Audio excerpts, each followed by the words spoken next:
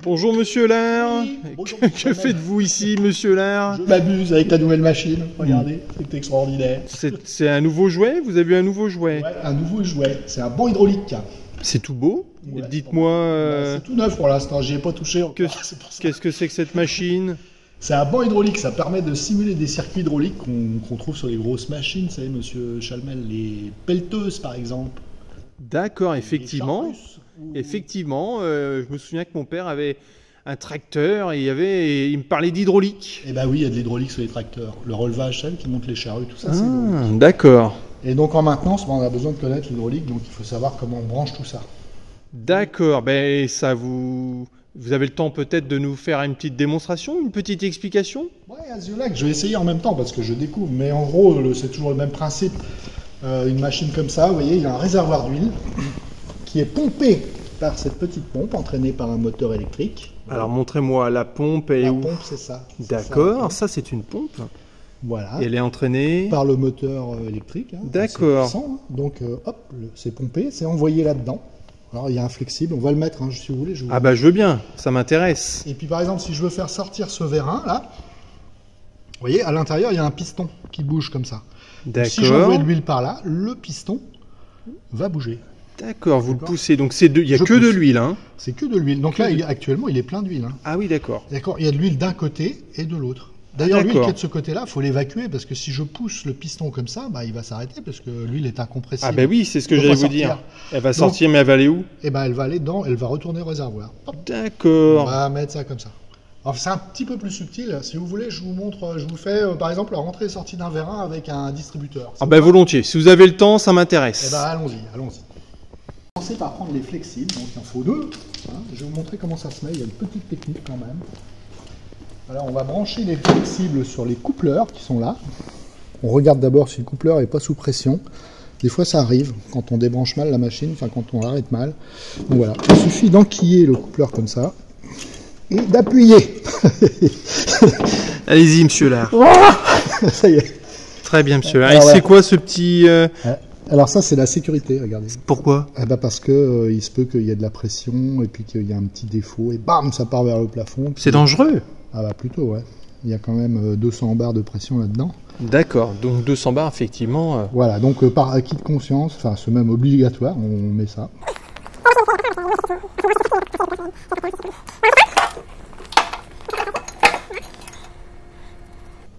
Et là, vous voyez aussi un petit détail, vous voyez, il y a une bille là. Donc pour enlever le coupleur, regardez comment on fait comme ça. On tire vers le haut la bague. Et pour éviter que la bague soit tirée accidentellement, on peut tourner le coupleur, vous voyez, la bille qui l'empêche de Ah, très remonter. bien, très Donc bien. ça fait deux sécurités. Hein, n'oubliez Double pas. sécurité. Avant de mettre en route la machine, il faut appeler le prof. D'accord. D'accord. Hein, le prof c'est moi, donc C'est vous. je m'appellerai tout à l'heure. Ah, pourquoi le deuxième flexible? Rappelez-moi déjà. Eh bien, il faut évacuer l'huile qui est dans le piston. Ah bien sûr. L'huile est Elle incompressible. est incompressible, mais effectivement, si on en fait rentrer, tout ce qui rentre égale tout ce qui sort. Exactement, il faut la ressortir D'accord. Et ça retourne au bac, au réservoir d'huile. au réservoir d'huile. Cette huile, c'est de l'huile spécifique, j'imagine. C'est pas l'huile que je mets pour faire le mélange de ma mobilette. Ouais, non, c'est une huile hydraulique. Ah d'accord. Une huile hydraulique industrielle. Industriel, d'accord. Voilà, elle a des caractéristiques particulières qui lui permettent de résister à la pression, à l'échauffement ou l'aminage. Et en plus, elle est propre. D'accord. Hein, c'est-à-dire qu'il n'y a pas de pollution. En gros, cette machine ne supporterait pas qu'il y ait des particules supérieures à 15 microns. C'est quand même faible. Hein. C'est très faible, 15 Sur un microns. cheveu, c'est 40 microns. D'accord. D'accord. Ah, donc effectivement, Donc il y a un filtre dans cette machine. d'accord. Mais si vous mettez de l'huile quelconque, bah, le filtre va se boucher. D'ailleurs, regardez voir le filtre là, regardez. Voilà l'indice de colmatage du film. Si on est dans le vert, c'est bon. Sinon, il faut changer de filtre. Vous voyez le principe? D'accord.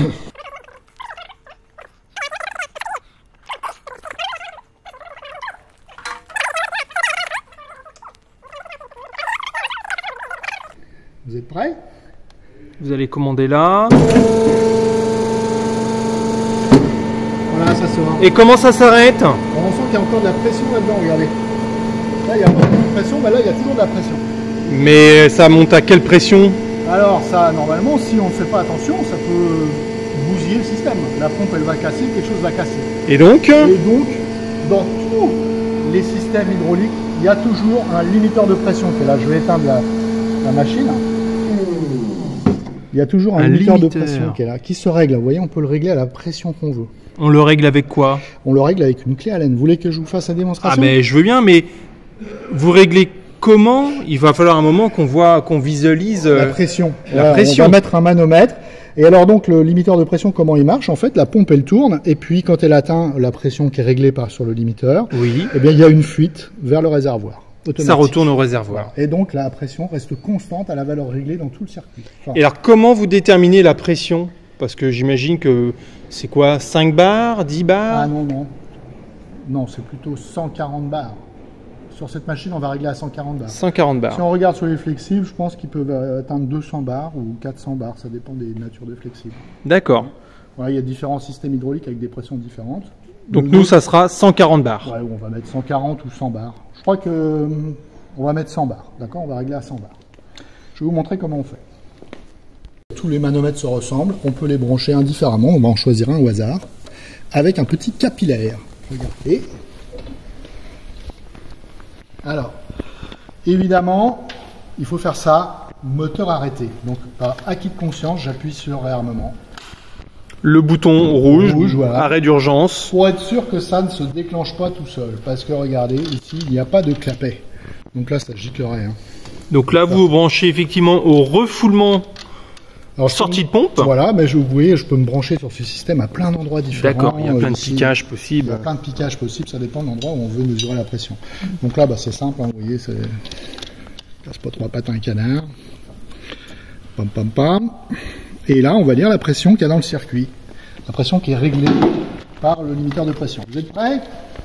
Bon. En toute logique, normalement, vous devriez aller réarmer le bouton bleu là-bas, vu qu'il y a un défaut maintenant. Est-ce qu'il est fort? Il est fort. Alors c'est parti. Hop là. Et voilà, c'est fait. Il y en a qui suivent. Alors je m'écarte un peu parce qu'on ne sait jamais. Oh, ça fonctionne. Vous voyez, on lit 50 bars. Vous voyez? Maintenant, je vais régler le limiteur de pression. Je vais monter à 100 bars. Donc, il faut visser. Regardez, ça monte.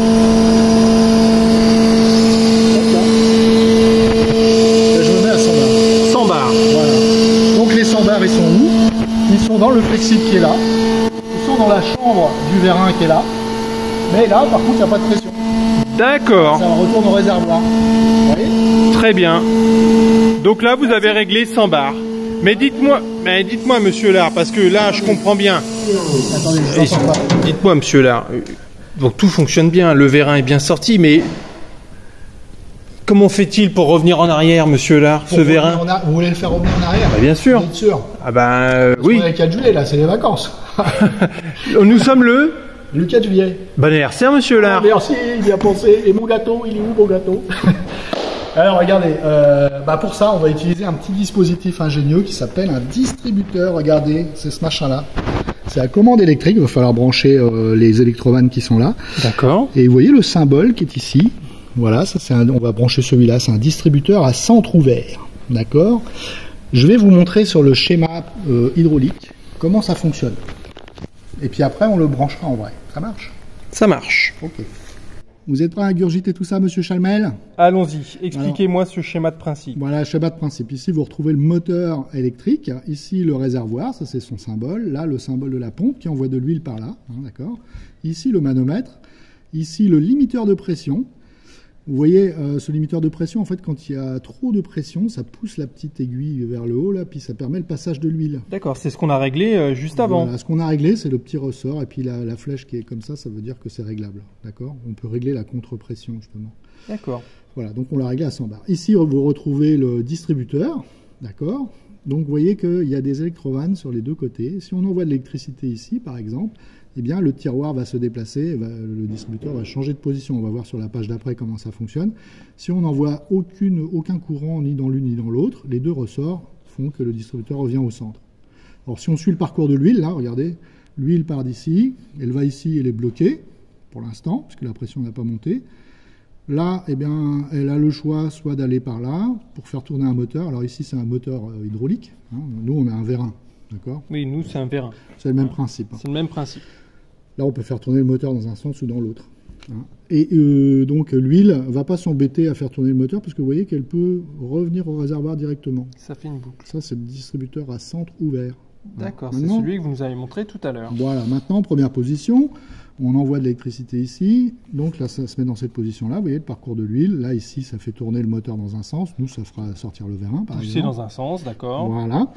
L'huile qui traverse le moteur, le fait tourner ou qui avance dans le vérin, eh bien, est expulsée ici. Et retourne au réservoir. Maintenant, si je veux faire bouger le moteur dans l'autre sens ou faire rentrer mon vérin, eh bien, vous voyez que j'ai juste changé la position. D'accord, donc le tiroir, tout à fait, le tiroir va se déplacer dans l'autre sens et on va envoyer en sens inverse l'huile dans le vérin, ce qui va le repousser et le remettre à l'état d'origine. Voilà, vous pouvez remarquer qu'il faut brancher sur un distributeur 4 flexibles. Un qui vient de la pompe, oui. Un qui retourne au réservoir et 2 qui vont vers le dispositif qu'on alimente. D'accord, nous, le vérin. Voilà, donc on va voir ça tout de suite. Ah bah je veux bien. Allons-y. Donc, on va brancher un flexible qui vient de la pompe. On va le brancher sur cet îlot de distributeur à l'emplacement marqué P. Regardez. Je vois. Et celui qui vient du réservoir, ici, qui va au réservoir, on va le brancher sur l'emplacement marqué T comme tank. Super. Tank veut dire réservoir en anglais. Voilà. Yes. Vous avez dit que c'était monté sur des chars. Alors, allons-y. Et maintenant, il faut rajouter 2 flexibles supplémentaires qu'on va brancher sur ce distributeur. Vous voyez, c'est l'îlot qui est là. Qui vont aller indifféremment là ou là. Allons-y. Ou là ou là, si on veut faire tourner la pompe. La pompe. Pas la pompe. La pompe hydraulique. Le moteur hydraulique. Le moteur hydraulique. D'accord. Nous, on est sur le vérin. Nous, l'objectif étant de le faire entrer et sortir. Exactement, c'est ce que vous m'avez demandé. Exactement.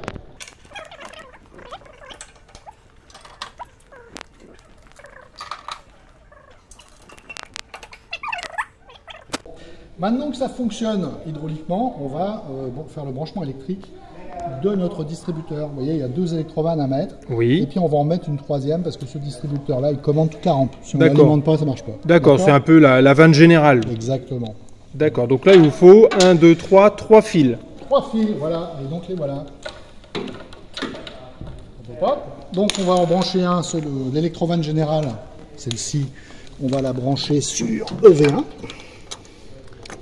D'accord, donc là il y a un système de détrompeur aussi et un de verrouillage. Et de verrouillage, mais alors c'est pareil, c'est très fragile, il faut faire très attention. Non, j'ai dit EV3. 1, 3 et 4. 1, 3, 4. Alors c'est pas choisi tout à fait au hasard, vous allez comprendre quand ça marchera. Électrovanne 1, on va la mettre là-dessus. Hop. Électrovanne 2 et 3, on peut le mettre indifféremment comme ceci et comme cela. Et maintenant, il n'y a plus qu'à essayer. Oh, ouais, c'est assez simple. Donc là, effectivement, donc l'hydraulique est prête et l'électrique qui va piloter le distributeur, tout est prêt. Donc alors, voilà. votre télécommande marche. EV1, regardez, vous avez vu? Ouais. Activé. Maintenant, EV3 et EV4. Là, ça ne marche pas. Hop, là, ça sort. Vous voyez, l'électrovanne qui marche. Vous venez voir les électrovannes. Vous voyez, celle-ci est alimentée. Je vais aller dans l'autre sens quand je tourne EV3 et EV4. Je vous demanderai de regarder autre chose. La pression d'huile. Voilà, quand je fais sortir le vérin, il ne monte pas à 100 bar. Non. Ah, c'est que quand il est en butée. Quand c'est en butée, l'huile ne peut pas s'échapper, la pression monte autant qu'elle peut. Le V3, vous voyez, dans l'autre sens, ça a besoin de moins de pression, moins de résistance. D'accord. Voilà. Ok. Mais écoutez, c'est super ça, monsieur Lard. Donc du coup là, on a fait tout un réseau hydraulique et on est capable maintenant de piloter un vérin dans 2 sens. Avec de l'hydraulique et une partie électrique, télécommande et distributeur. Voilà, mais maintenant, monsieur Chalmel, c'est à vous de faire. Vous allez me brancher le petit moteur là. On va voir si vous allez y arriver. Ce moteur-là? Ouais, alors ça, c'est des moteurs qui sont montés par exemple sur les roues des pelleteuses. D'accord, pour faire avancer les chenilles. Exactement, et on doit pouvoir le faire tourner dans un sens ou dans l'autre. Super. Allez-y, monsieur Chalmel, c'est à vous.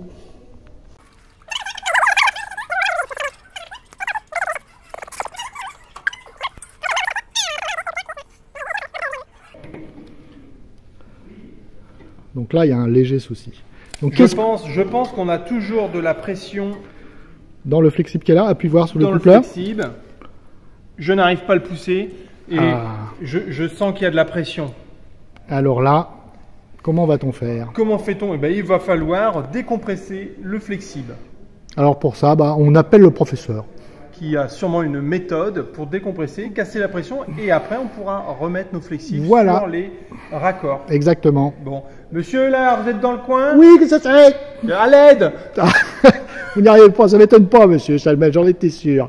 Attendez, je vais vous aider. Donc là, j'ai tout raccordé hydrauliquement. Ok. Et je vais faire l'essai, voir si je peux inverser le sens de rotation au même titre que le vérin, on arrivait à le faire aller. Allons-y, allons-y. Hein, allez. Donc là, vous voyez, il tourne dans le sens horaire. Ouais. Et là, anti-horaire. Alors maintenant, je vais vous montrer un autre truc. Regardez ici, vous avez à cet endroit-là des petites molettes qui permettent de faire varier la charge. Donc si je serre les vannes, vas-y, serre, on va voir la pression qui va augmenter normalement. Et la pompe va... Alors c'est peut-être l'autre vanne. Ah oui, effectivement, on voit la pression. Le moteur ralentit. Et le moteur ralentit. Et la pression diminue, augmente. Ok. Bravo, monsieur Chalmel. Ah bah écoutez, merci à vous parce que là... Vous êtes un as. Bah, j'en ai appris autant que vous. Merci bien. Bye. Et vive l'hydraulique.